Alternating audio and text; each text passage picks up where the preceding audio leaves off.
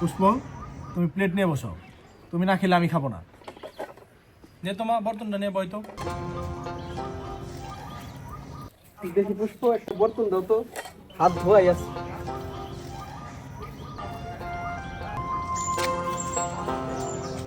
খবর কিছু শুনছেন উস্তাদ? কি খবর?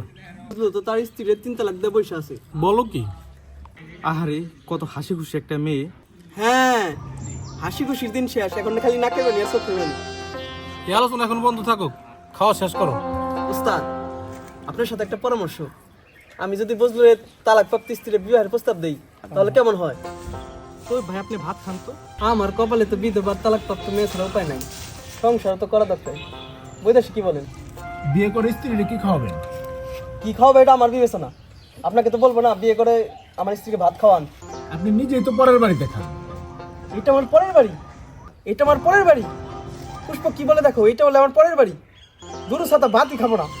এই খাও খাও খাও খাও। শুধু আপনি বললেন দেখে খাইতেছি। খাওয়ানোর সময় কথা বন্ধ। তার এখনো তালাক হয় নাই, হইব না ইনশাল্লাহ। আমার আর আমার স্ত্রীর ভিতরে মোহব্বত বেশি। হাই রে আমার মোহব্বত রে। কি বললা? কিছু না।